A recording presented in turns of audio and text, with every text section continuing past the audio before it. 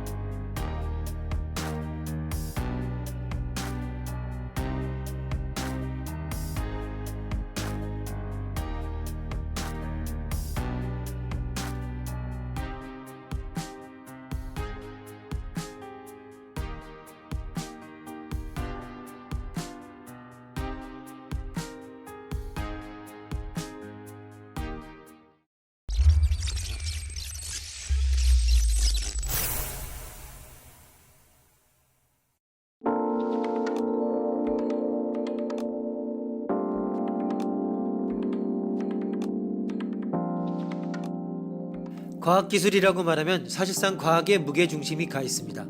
결국 같은 이야기가 되겠지만 기술이라고 하는 것을 따로 떼내서 생각해 봅시다. 기술 역시 가치 중립적이지 않습니다.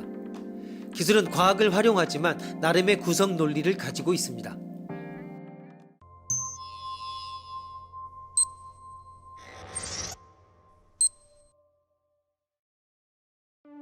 상황 A. 인간을 대상으로 하는 의학적 실험, 즉 인체 실험이라고 하면 우리는 제2차 세계대전 중에 나치 독일의 강제 수용소와 만주의 일본 관동군 731부대에서 벌어진 일을 기억하게 된다.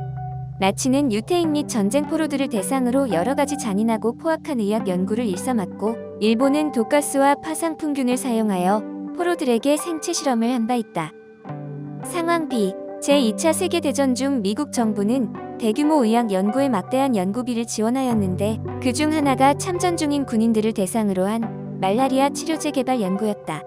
당시 미국은 말라리아가 흔히 발생하는 동남아시아에 100만 명에 가까운 병력을 투입했는데 미국 의사들은 말라리아에 대한 지식이 거의 없었다. 게다가 치료약인 키닌에는 대부분 일본에서 독점 생산되고 있었다. 이런 탓에 미국 입장에서는 말라리아 치료제 개발 연구가 시급했던 것이다. 군인들이 연구 대상이었으므로 그들의 승낙을 일일이 받지는 않았다. 상황 C. 미국의 한 경구 피임약 제조에서는 고혈압, 두통 등의 부작용이 피임약 복용에 따른 생리적 원인에 기인한 것인지 아니면 단순히 심리적인 원인에 기인한 것인지를 알기 위해 임상실험을 시행하였다. 실험 대상자는 적어도 2명의 자녀가 있고 또 임신 조절을 위해 무료 보건 진료소에 다녔던 매우 가난한 150명의 멕시코계 미국인 여자들이었다. 이들은 모두 피임약을 복용한다고 생각했겠지만 이들 중 76명은 가짜 피임약을 받았다. 이들 중 10명은 실험이 진행되는 동안 원하지 않는 임신을 했다.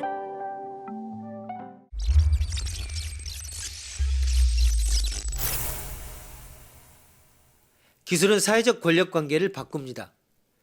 20세기 기술은 연간 과학의 발전을 기반으로 해서만 발전하지만 아직도 과학과 다른 점이 있습니다. 기술은 물질적 생산에 관련되어 있으며 인위적으로 무엇을 만들고 이를 통해서 인간의 가능성과 목적하는 바를 확장합니다. 기술은 자원의 기초에서 자원을 확장하고 과학의 응용만이 아닌 시행착오 등 나름대로 지식을 활용합니다. 기술 디자인과 선택에는 경제, 정치, 문화적 고려가 개입되고 이러한 경제, 정치, 문화적 요소는 기술에 의해 다시 형성되면서 변화합니다. 우리가 기술을 만들지만 기술은 우리 경험과 인간관계 및 사회적 권력관계를 바꿈으로써 우리를 새롭게 만듭니다. 어떤 기술은 인간 사회를 더 민주적으로 만드는 데 기여하지만 다른 기술은 독재자의 권능을 강화합니다. 라디오와 같은 동일한 기술이 어떻게 누구에 의해 어떤 환경에서 사용되는가에 따라서 이렇게 다른 결과를 낳기도 합니다. 그렇지만 아무리 민주적으로 사용하고 싶어도 그렇게 사용할 수 없는 기술도 있습니다. 핵무기를 평화적인 목적으로 사용하는 것은 낙타를 바늘구멍에 넣는 것보다 힘듭니다. 내가 시계 태엽을 감아야 시계가 작동하듯이 인간은 어떤 기술에 대해서는 이를 지배하고 통제하는 주인 노릇을 할 수 있습니다. 그렇지만 시계로 상징되는 시간의 노예 상태를 벗어나기 힘들듯이 어떤 기술에서는 꼼짝달싹 못하게 예속되어 버립니다. 모든 기술이 예측 불가능인 것은 아니지만 일부 기술의 궤적은 그것을 발명한 사람도 예측하기 힘든 방향으로 발전합니다.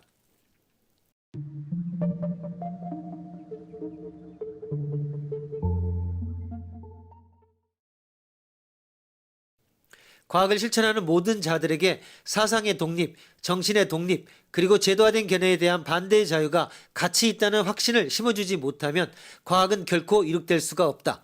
동시에 새로운 생각이나 낡은 관념들을 인내와 관심, 존중을 갖고 검증하고 토론하지 않으면 과학은 실천될 수 없다. 이러한 가치들이 존재하지 않는다면 과학은 새로운 사실의 발견에 앞서 그것들을 창조하지 않으면 안 될 것이다. 진리가 다른 무엇보다 숭상되지 않는 곳에서는 어떤 사실도 발견될 수 없고 깨달아질 수 없기 때문이다. 과학은 이런 식으로 가치와 만납니다. 과학적 사실, 다시 말해서 이미 이루어진 발견들은 단지 일개 진실의 존재만을 말해줍니다. 그것은 가치와 무관합니다. 그러나 진실의 추구라는 사명은 그러한 공통의 목적에 포함되어 있는 사람들에게 도덕성을 강요하며 그들이 어떠한 진실의 존재를 밝힐 수 있으려면 마땅히 무엇을 하지 않으면 안 되는가 하는 당위를 부과합니다. 과학자 공동체란 이러한 당위를 수락하는 집단이며 그럼으로써 진리가 진리로서 인줄될 가능성을 최대화하는 집단을 뜻합니다.